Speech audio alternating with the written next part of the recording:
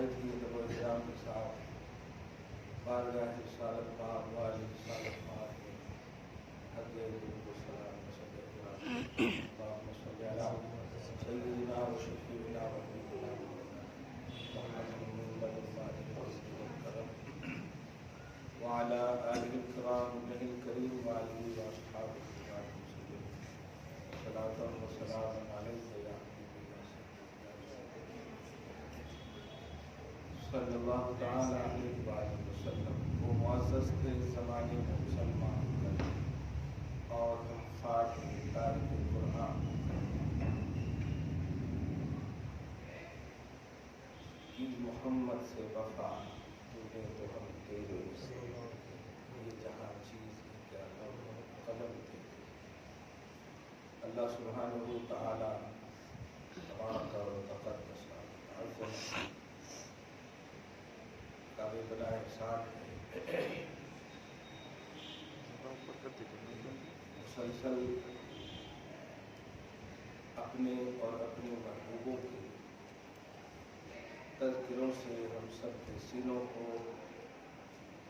معمور، فکروں کو مسرور کیے ہوا ہے۔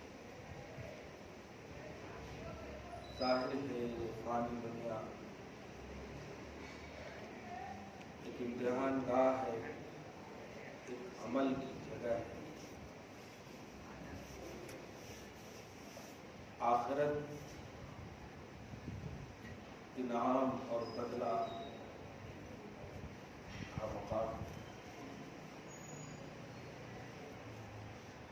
ہم سے جو بھی دنیا میں ہوگا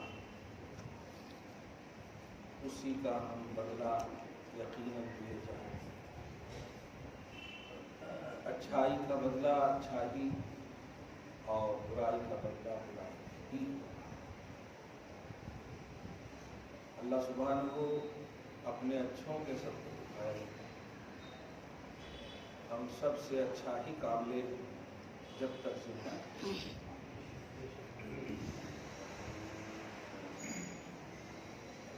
اس کی توفیق ہم سب پر خیر بن کر سایہ فگن رہے، اور کیوں نہ ہو لا یرضی بعبادہ الکفر، وہ اللہ اپنے بندوں کے لیے کفر اور نافرمانی، ناشکری، بے ایمانی کو پسند ہی نہیں کرتا ہے۔ زمین پر آباد کرنے کے باوجود مشیت اور منشا یہ معبود حقیقی ہی ہو سکتا ہے جو بندوں کے سامنے پیش کرے۔ کوئی معبود اللہ کے سوا اسی لیے حق نہیں ہے کہ اس نے اپنا منشا آج تک پیش ہی نہیں کیا ہے کہ اس کا منشا کیا ہے۔ پجاری تو بہت ہے جو اپنے سینس اور منشے کے مطابق اپنے باطل معبود کو پوج رہے ہیں، لیکن منشا کیا ہے آج تک نہیں معلوم۔ اسی لیے انیک ہیں معبود، منشا مطمح نظر سمجھ ہی نہیں آ سکتا۔ اگر ایک ہو تو منشا سمجھ میں آئے تو ذات یکتا بے مثال رب کی، حقیقی معبود کی، حقیقی رب کی ہے۔ اللہ پاک نے جس رب کی بارگاہ میں ماتھے ٹیکنے کی توفیق خود ہمیں بخشی ہے، اللہ پاک ہم سب کو ہمیشہ اپنی بارگاہ میں جبین نیاز خم کرنے والا بندہ بنائے۔ درود شریف اللہم صلی علی محمد وعلی آل محمد۔ سورہ رات، سورہ ابراہیم کے بعد کا بسم اللہ، سورہ نمبر 3 اور 12 نمبر 3 بھی یہ سورہ مدنیہ ہے۔ بسم اللہ میں لفظ اللہ کا جو ڈیفینیشن غوث پاک رضی اللہ تعالیٰ عنہ نے کیا ہے، تعارف اور تعریف دونوں۔ تعارف ترجمانی کو بولتے ہیں اور تعریف ترجمہ کو، اور دونوں نے جو کیا ہے بے مثال ہے۔ اس کے حوالے سے ہماری زندگی کا محور اور مقصد یہی ہے کہ توحید اور رسالت کیونکہ کلمہ ہم دونوں کا پڑھتے ہیں تو ہم دونوں کو سمجھنے کی آخری لمحے تک کوشش کریں، اس لیے کہ سمجھ تو نہیں سکیں گے، سمجھا اس کو جاتا ہے جو لمیٹڈ ہے۔ اللہ تو ظاہر ہے وہ انلمیٹڈ ہے۔ جانتے ہیں حمد اور تعریف کے بعد میں ایک بڑا لطیف اشارہ ملا ہے کہ اللہ جب انلمیٹڈ ہے تو اس کی تعریف کما حق تو کر ہی نہیں سکتا، کوئی نہیں کر سکتا۔ اب جو نقطہ دے رہا ہوں، اسی لیے اللہ پاک نے یہ چاہا کہ سب سے افضل اور اعلیٰ میرے محبوب نے میری تعریف کر دی ہے، اب میں نہیں چاہتا کہ کوئی میری تعریف کرے۔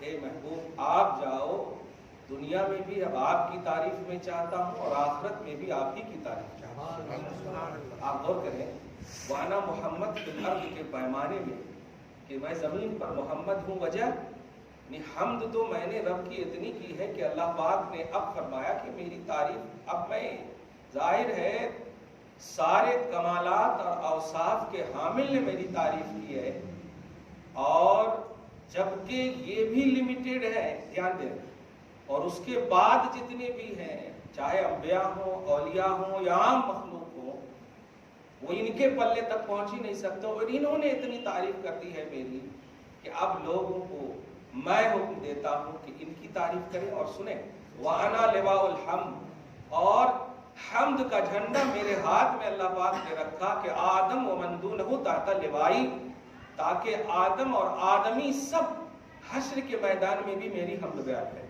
بار نمبر 15 میں اللہ پاک فرماتا عسیٰ ان یبعثک ربک مقاما محمودا، قریب ہے، ان قریب آپ کا رب آپ کو مقام محمود پر فائز فرمائے۔ دنیا میں بھی میں نے چاہا آپ ہی کی تعریف ہو، اور آخرت میں بھی مقام محمود، محمود حمد ہی سے، یعنی ایسی ذات کہ یحمدک الاولون والآخرون، کہ اول اور آخر ساری مخلوقات آپ ہی کی حمد بیان کریں۔ واہ، اللہ پاک کا یہ منشا ہے۔ اللہ پاک کی آپ ہم سب جو تعریف کرتے ہیں نا، یہ تعریف اللہ کی نہیں ہے، بلکہ تعریف کر کے ہم خود اس لائق بناتے ہیں کہ خدا ہمیں بخش دے، خدا ہمیں بخش دے، کوئی اس لائق ہمیں بنا دے کہ اللہ کی بارگاہ میں ہم سرخرو ہو سکیں۔ اب اس سے یہ بھی عقیدہ ملا کہ عمل اور عبادت کی کوانٹٹی پر نازامت ہونا، عمل اور عبادتوں کی کوانٹٹی پر نازامت ہونا، کیونکہ اللہ پاک نے کیا کہا ہے کہ تم میری حمد اور عبادت کر ہی نہیں سکتے، کیونکہ تم لمیٹڈ ہو کر کے مر جاؤ گے، میں تو ہوں کل بھی آج بھی ہمیشہ، اس لیے تم جو کرتے ہو عبادت اس کا صلہ تمہیں ملنے والا ہے۔ اس لیے جس عمل پر فخر کرنا ہے وہ عمل ہے جو میں کہہ رہا ہوں، اور وہ ہے میرے حبیب کی تعریف کرو پھر فخر کرو۔ کیا کہنا ہے صحابہ کی زندگی میں آپ دیکھیں گے، انشاءاللہ آئندہ جمعہ کو میں افضل البشر کے عنوان سے بتاؤں گا، باعث جماعت الاخر کے حوالے سے۔ صحابہ کرام کا ایک سب سے اعلیٰ کانسیپٹ یہ تھا کہ وہ خدا کے منشے پر جیتے تھے، خدا کے منشے پر جیتے، اور اتنا ٹرینڈ ہو گئے تھے اس معاملے میں کہ واقعی توحید کی رشک کرتی تھی، فخر کرتی تھی ان کی ایمان۔ اب ظاہر ہے وہ حدیث پاک جو کتاب الہبا میں صحیح سنن نسائی میں یا ابو داؤد میں یہ حدیث پاک مشہور ہے، سورہ یونس کی آیت نمبر 61 کے تحت، کہ اللہ پاک کے رسول صلی اللہ علیہ وسلم نے تلاوت، یہ آیت کریمہ کی تلاوت کرنے سے پہلے فرمایا کہ کچھ ایسے ہوں گے جو نہ انبیاء ہوں گے نہ فرشتے ہوں گے، اور بھی آگے دوسری روایت میں شہید بھی نہیں ہوں گے، یعنی انبیاء بھی نہیں ہوں گے فرشتے بھی نہیں ہوں گے، لیکن انبیاء بھی ان پر رشک کریں گے اور فرشتے بھی ان پر رشک کریں گے۔ غور کر رہے ہیں، یغبطہم الملائکہ والانبیاء، انبیاء اور فرشتے بھی ان پر رشک کریں گے۔ اور اس کے بعد اللہ کے رسول صلی اللہ علیہ وسلم نے یہ آیت کریمہ تلاوت فرمائی، الا ان اولیاء اللہ لا خوف علیہم ولا هم یحزنون، میری امت کے اولیاء جن پر کوئی خوف نہیں ہوگا، کوئی غم نہیں ہوگا، ان پر انبیاء بھی رشک کریں گے۔ کیا رشک حسد کی بنیاد پر ہوتا ہے؟ نہیں نہیں نہیں، جب اپنوں کو کامیابی کی منزل میں کوئی دیکھے نا تو رشک کا پہلو آتا ہے۔ تو یہ انبیاء رشک کریں گے اس لیے نہیں کہ ان کو نعمت کم ملی ہے، نہیں، واہ واہ، محمد صلی اللہ علیہ وسلم کی امتیوں نے محمد کی اتنی تعریف کی کہ اللہ پاک نے ہمیں بھی رشک کرنے کے لیے کہا دیا۔ یہ صحابہ کرام کا عنوان ہے. صحابہ کرام رضوان اللہ تعالیٰ علیہم اجمعین نے اپنے آپ کو مصداق کامل بنایا, جس پر فٹ ہونا آیت کریمہ اس کا مکمل بنایا کہ ہاں اللہ پاک نے جو ہم پر بھروسہ کیا ہے, بھروسہ کو ہم توڑنے نہیں دیتے. اور جانتے ہیں اللہ سبحانہ نے اس بھروسے کی بنیاد پر ہی صحابہ کرام کی عظمتوں کا چیپٹر کلوز فرما دیا ہے. ہاں, اب اس میں کوئی گھن بھی نہیں لگا سکتا, اس میں کوئی الٹا پلٹا بھی نہیں بول سکتا. میرے نبی صلی اللہ علیہ وسلم, تم تو پاسٹ پریزنٹ فیوچر سب کے لیے وہ ہو, لیکن صحابہ کرام کی چیپٹر کو کلوز کر دیتا ہوں. مجھ کو خوش کر دیا. اب میں نہیں چاہتا کہ اس فہرست میں کوئی داخل ہو. کیا کہنا ہے, عنوان دے کیا درود شریف پڑھیں, اللہم صلی علی محمد وعلی آل محمد. سوچے نا, قرآن نازل ہے, اللہ کا کلام ہے. جب لفظ کلام سوچتے ہیں تو یہی مفہوم ہوتا ہے کہ کچھ نہ کچھ اللہ کا قانون ہوتا ہے, قانونی کتاب ہے. ہمارے لیے وہ کانسٹیٹیوشن ہے. ایک دم ایک تصور ہوتا ہے الحمد کے الف سے لے کے والناس کی سین تک. لیکن جب آپ تلاوت کیجئے تو ذرا بھی اگر علمی شدھ بدھ ہے, ذرا بھی اگر ترجمہ کا پیمانہ ہے آپ کے اندر, تو عجیب سا فیل ہوگا, اس کو بولتے فیل ہوگا ہے. اللہ کا کلام تو برکتوں کے حوالے سے سوچتے تھے, عبادتوں کا عنوان سوچتے تھے, قانونی کتاب سمجھتے تھے, لیکن یہ کیا ہے؟ تو جب گہرائی اور گہرائی کی فکر آ کر کے رک جائے گی تو آپ کو سمجھ میں آئے گا منشأ خدا کیا ہے. واہ واہ واہ, بے شک سب سے اعلیٰ قانون اللہ کا یہ ہے کہ میرے حبیب کی تعریف ہو. سب سے اعلیٰ قانون, سب سے اعلیٰ قانون. آپ ذرا غور کریں, قرآن پاک میں اللہ پاک نے ایک مقام پر نہیں, ایک رسول کو اللہ پاک بھیجتا, آدم علیہ السلام کو بھیجا, یہ رسول ہے, یہ نبی ہے, وہ فرما دیا, ختم. کسی بھی آپ کتاب کا مطالعہ کریں ریئل میں, آپ کسی بھی رسول کو یا نبی کو بھیجا, بھیجتے ہیں کہ میں رسول ہوں, اور ان کو کہنا پڑا میں رسول ہوں, میں رسول ہوں. لیکن آپ اپنے حبیب کی رسالت کا جب عنوان دیکھیں گے تو سینکڑوں مقامات پر اللہ پاک نے فرمایا میں نے انہیں رسول بنا کر بھیجا, میں نے انہیں بنایا, میں نے انہیں بنایا. آپ اس پر غور کریں.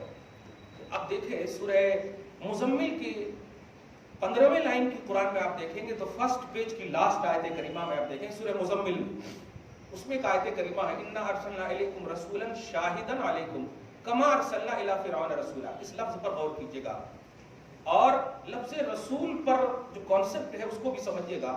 رسول صرف پیغامبری کے اعتبار سے دنیا میں آئے ہیں, یہ بہت بڑی نادانی ہے آپ کی اور ہماری, اور ہماری تو نہیں ہے الحمدللہ, ہم ایسا نہیں سمجھتے.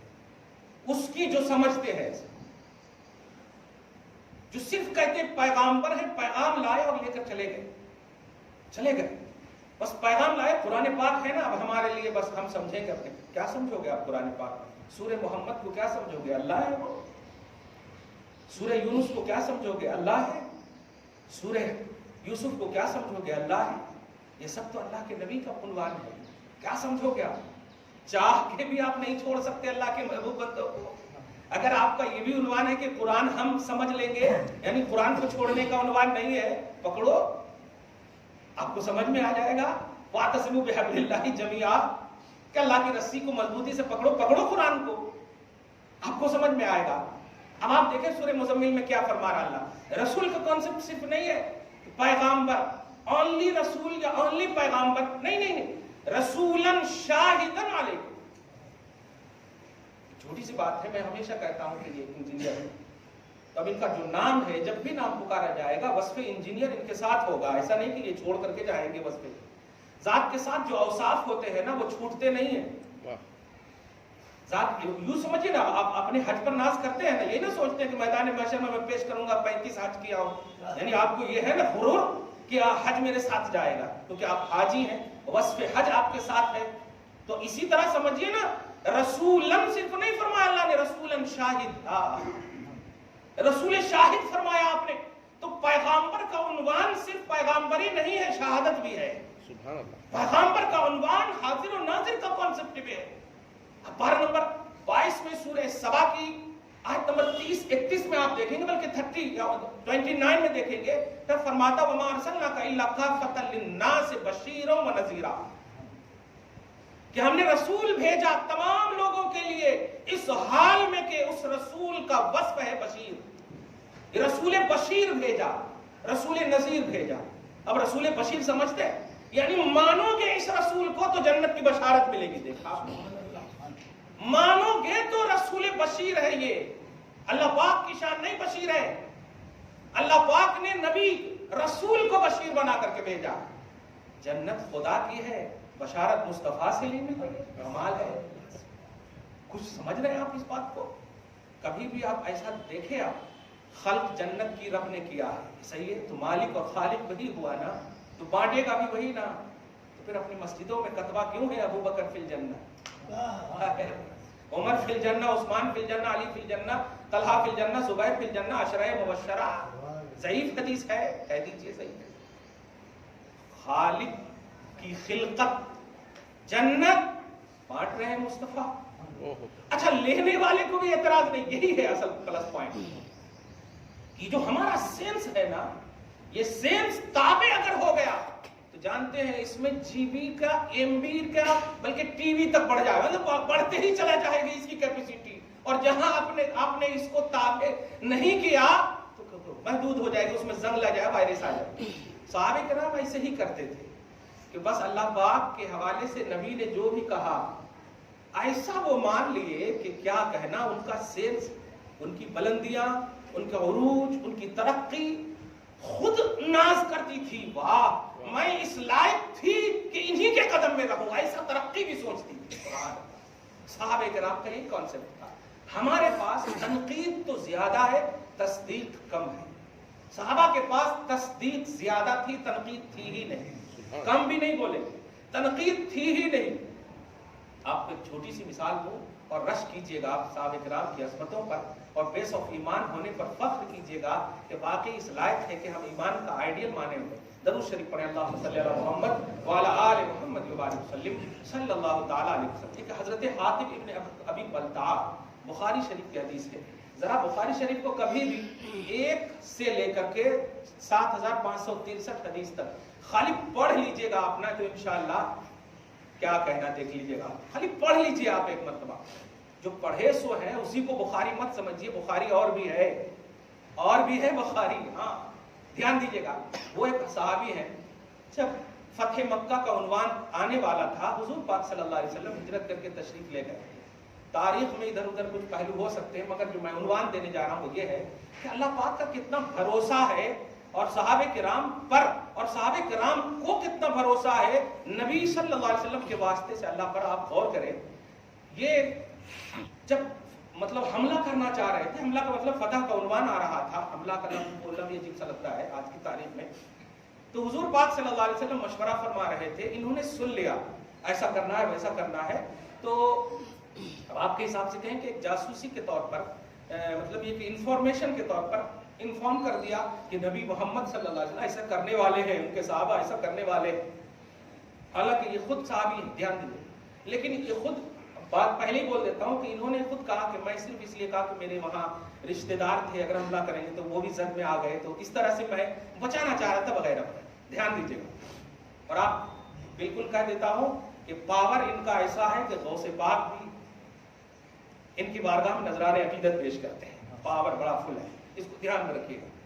تو حضور پاک صلی اللہ علیہ وسلم کو یہ اطلاع مل گئی کہ کسی نے انفارم کر دیا ہے میری ایکٹیویٹی میں کیا کیا کرنے والا ہوں.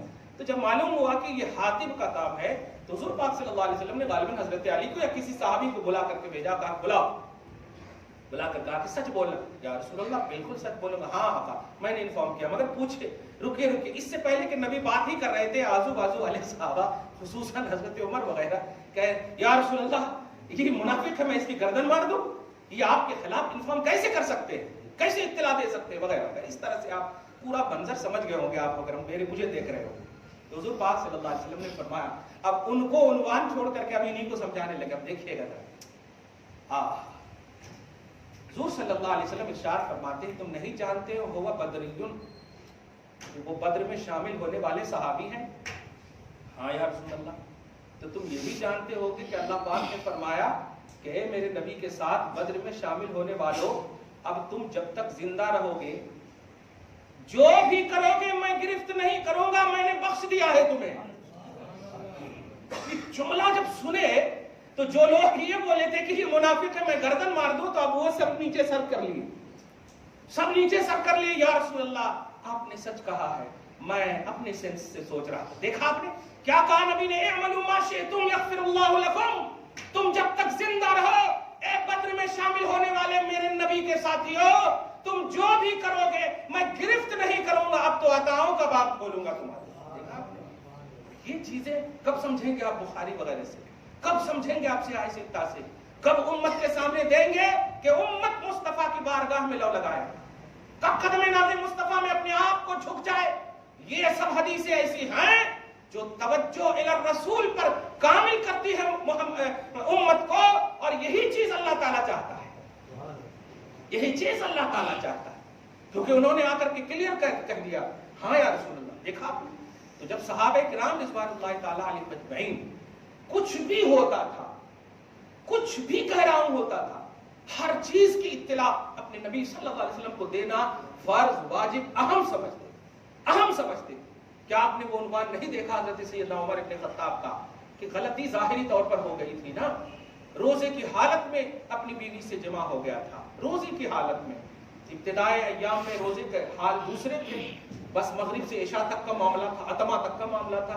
उनमें भी जब वाक़े हो गया तो इससे पहले कि कुछ छुपाने की बात करते, जैसे आप हम सब मुफ्तियों को बकरा बनाने की बात करते हैं, मेरा इरादा ये नहीं था, मेरा मतलब ये नहीं था, मेरा माना ये नहीं था, यानी आप मुफ्ती साहब समझ जाए। नहीं, हुजूर पाक की बारगाह में जा ही रहे थे कि आयत उतर गई, हाँ या रसूल अल्लाह मेरे हबीब अकमल रसूल आ रहे हैं उमर, पूरी नदामत और शर्मिंदगी के साथ, लेकिन उनको उनकी वजह से अब मैं पूरी उम्मत पर अताओं की बारिश कर रहा हूं।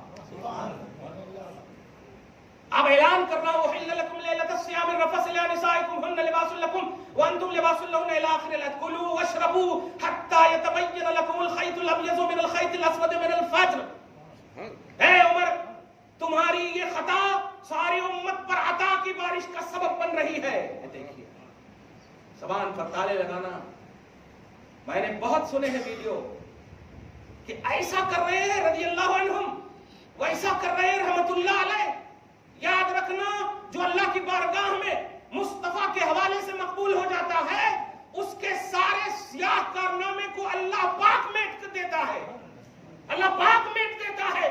92 इयर्स थी उर्वा इब्न मसूद सकफी की, कुफ्र का और शिर्क का आलम था, लेकिन जब ईमान ले आए तो खुदा की कसम तारीख ने ऐसा रकम किया है कि 92 इयर्स पर 10 साल भारी नजर आ रहा है। 10-20 साल जो सहाबियत की उम्र गुजारी है, अब वो कुफ्र और शिर्क का उन्वान ही नहीं बनता है। क्या समझते आप साहबा, क्या समझते आप अल्लाह के महबूब बंदों को? जो महबूब बंदा हो जाता है वो खुदा की रहमत के बहाने से होता है, और ये बहाना ऐसा है जो कंटिन्यूटी को बताता है। सुबह शाम जिंदगी जो जाहिरी तौर पर गुजरेगी वो भी अल्लाह की सिक्योरिटी में है, और मरने के बाद तो वो इनाम आप देखेंगे। दरूद शरीफ पढ़े, अल्लाहुम्मा सल्ली अला मुहम्मद व अला आले मुहम्मद मुबारक वसल्लम सल्लल्लाहु अलैहि वसल्लम। लब कुशाई करने से पहले आप अपने इहाते इल्मी और अपने वफूर इल्मी और अपने स्टेटस ऑफ नॉलेज का जरूर आप अपना इहाता कर लीजिएगा, तब किसी पर लब कुशाई कीजिएगा। इतना मैंने हमेशा कहा है, इतना बोलने के बावजूद, इतनी बातें करने के बावजूद, मतलब 1% भी अपने आप को आलिम महसूस नहीं होता है। जब मुताला करता हूँ मुल्ला अली कारी की मिरकात का, शरह मिशकात का, तो ऐसा लगता है कि सबसे लास्ट का तालिब इल्म हूँ। मुल्ला अली कारी जो अभी 1000 साल भी नहीं हो, मतलब 1000 साल हिजरी के हैं मुल्ला अली कारी। कहाँ आप जा रहे हैं गौसे पाक की बारगाह में, कहाँ जा रहे हैं आप सहाबा अहले बैत और ताबईन वगैरह ऊपर की बारगाह में कहाँ जा रहे हैं आप? आप खुदा के वास्ते कुछ करके चले जाइए, इंशाअल्लाह कब्र भी मुनव्वर होगा। कुछ करके चले जाइए, अकेले ही आपको रहना है, कहीं कीड़े मकोड़े की ग़िज़ा न बन जाए।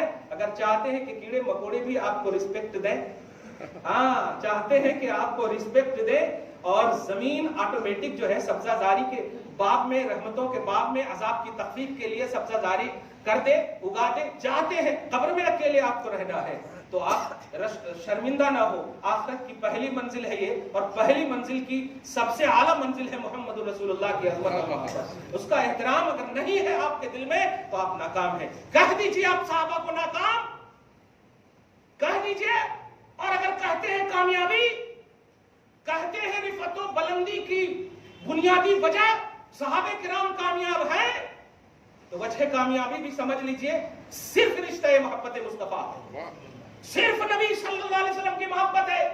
ख्वाजा रतन हिंदी, आप चले जाओ गुजरात भटिंडा में, अनफेमस सहाबी है, अभी भी दरगाह और आस्थाने मौजूद है, सहाबी है, एक भी किताब नहीं है उनकी दुनिया में, कोई भूमिका नहीं है इस्लाम में, नोट कीजिएगा, कोई कारनामे नहीं है इस्लाम में, लेकिन खुदा की कसम बाद वाले इमाम आजम से भी वो अफजल है, इमाम शाफी से भी वो अफजल है, इमाम मालिक से भी वो अफजल है, 8 लाख हदीसें याद कर रखने वाले इमाम बुखारी से भी वो अफजल है। किस बुनियाद पर वो अफजल है? सिर्फ रिश्ता मोहब्बत मुस्तफा है। क्या बात, मुस्तफा जान रहमत सल्लल्लाहु अलैहि वसल्लम की मोहब्बत है, वरना कोई किताब नहीं है, कोई क्वांटिटी नहीं है, कोई अमली दुनिया का वो पहलू नहीं है जिस पर आप नाज करते हो, मैंने इतना किया, मैंने उतना किया, कुछ नहीं है आपके पास। अगर रिश्ते मोहब्बत मुस्तफा है तो सब कुछ है आपके पास, सब कुछ है आपके पास, यही पास है जो आपको पास कर देगा, वरना आप फेल हो जाएंगे। दरूद शरीफ पढ़े, अल्लाहुम्मा सल्ली अला मुहम्मद व अला आलि मुहम्मद व बारिक वसल्लम। तो सूरह रात की बिस्मिल्लाह में जो लफ्ज़ अल्लाह है उसकी तिलावत कर दूं, उससे पाक खुश हो जाए, अल्लाह पाक को खुश कर दें। फरमाते हैं बिस्मिल्लाह अल मुतजल्ली अला ज़वाहिरिल कायनात बेअनवाइ तदबीरात। तो लफ्ज़ तदबीरात पर मैं थोड़ी सी बहस करूंगा, बस तर्जमा पहले सुन लें कि वो अल्लाह या उस अल्लाह के नाम से शुरू जो तमाम कायनात के ज़वाहिर पर जलवा अफरोज है। आप बस पॉजिटिव होकर के सुना कीजिए, निगेटिव सुनेंगे तो फिर ज़वाहिर की जिद आती है, नफी बवातिन। इसका मतलब ये हुआ कि बातिन पर वो जलवा अफरोज नहीं है, निगेटिव अगर जहन है नहीं, जो कहा जा रहा है उसको पहले आप मानिए, उसको यूं समझिए जैसे अभी आपको जुमा की नमाज पढ़नी है तो जुमा के बारे में पूरा अट्रैक्शन रखिए, असर के बारे में मत सोचिए।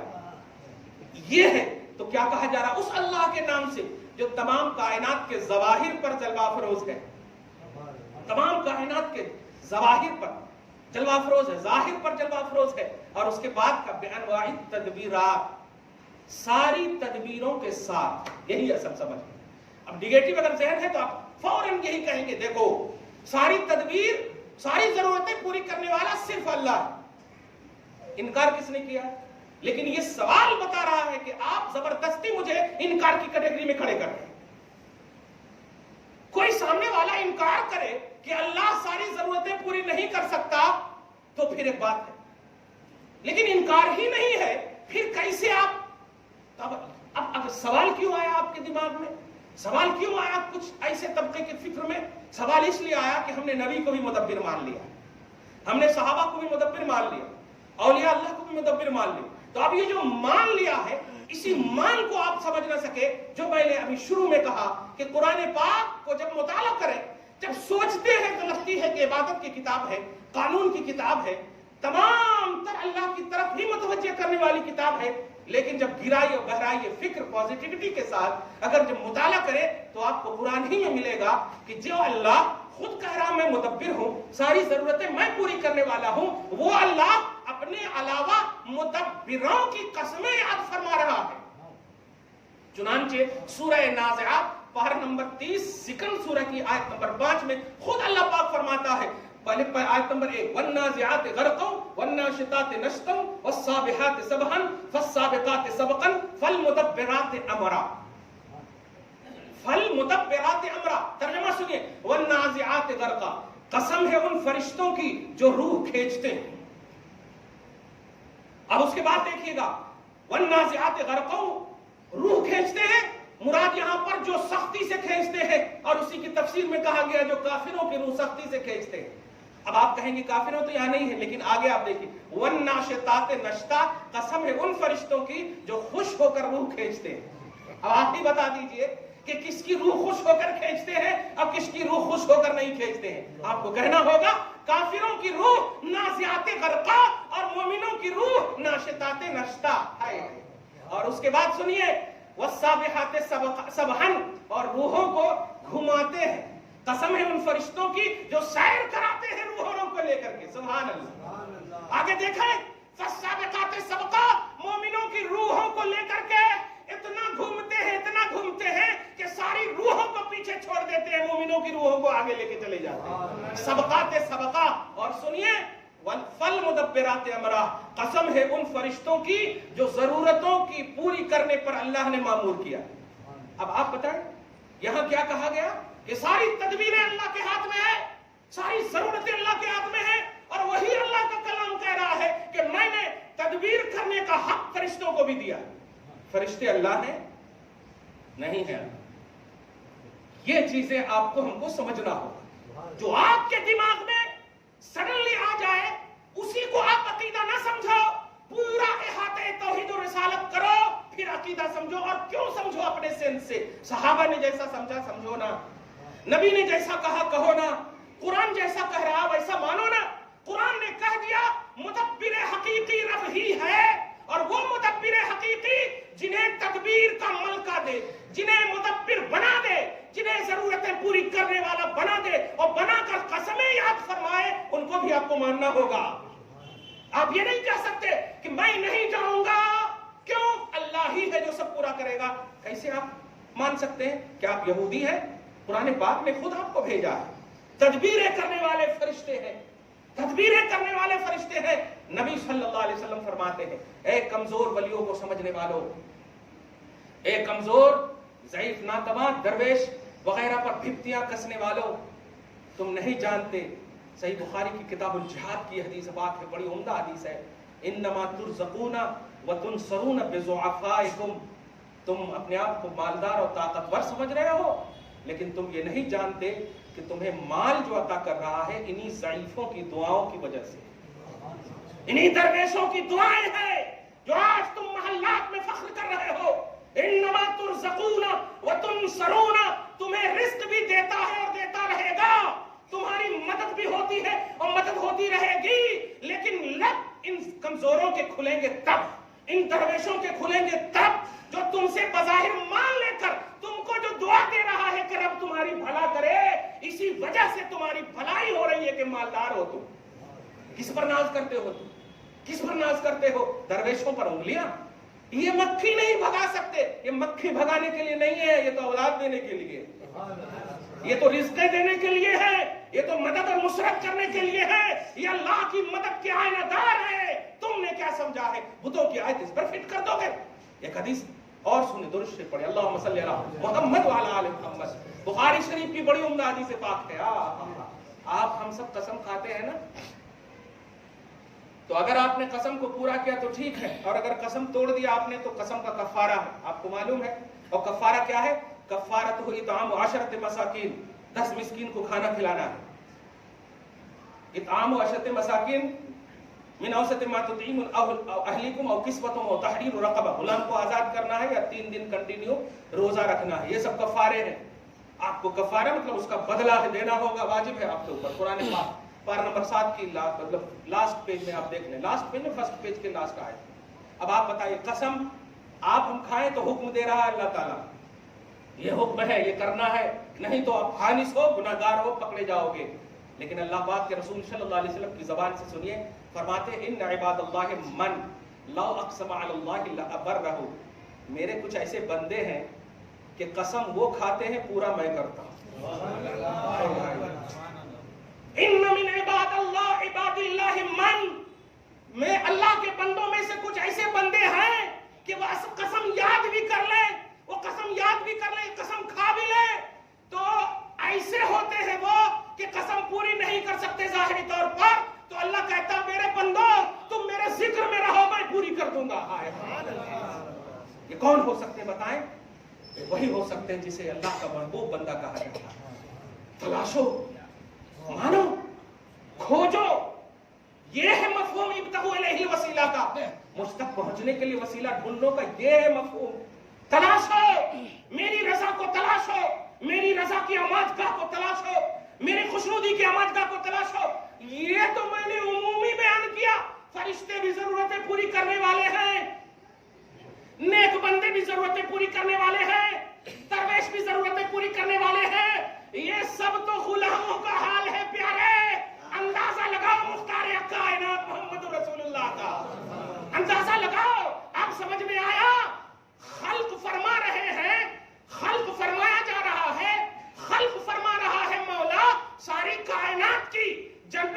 خلق رب فرما رہا ہے، جہنم کی خلق رب فرما رہا ہے، جنت و دوزخ کا معاملہ رب اپنے آپ میں خلق کے اعتبار سے رکھا ہے، لیکن میرے حبیب بانٹنا تم کو ہے. تم جسے چاہو جنت دے دو، تم جسے چاہو جہنم دے دو، تم جسے چاہو. ترمذی شریف کا عنوان اٹھاؤ، نبی کی بارگاہ میں 2 دفتر ہیں، 2 رجسٹر ہیں. صحابہ کرام سے ارشاد فرماتے مہاذان الکتاب، تم نہیں پوچھو کہ یہ دونوں کتاب کیا ہے، یہ دونوں رجسٹر میرے ہاتھ میں کیا ہے.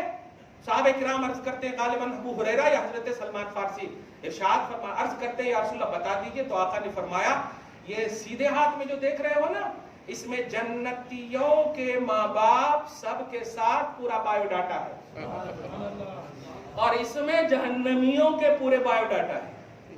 کچھ سمجھے آپ؟ کیا سمجھے آپ؟ کس زمین پر ہیں آپ؟ کیا دائرہ توحید سے باہر ہیں آپ؟ ایک الگ دنیا ہے. کس دنیا میں ہیں آپ؟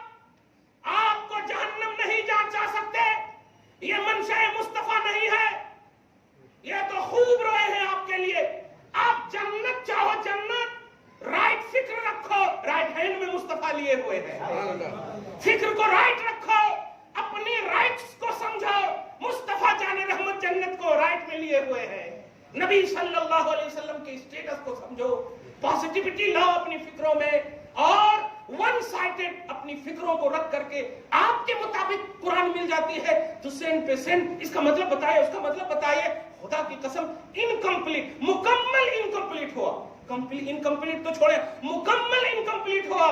خدا کی قسم ایک زبان ایک جملہ کہہ رہا ہوں غوث پاک کے آئینے میں، عالم وہی ہے جو مصطفیٰ کو چاہتا.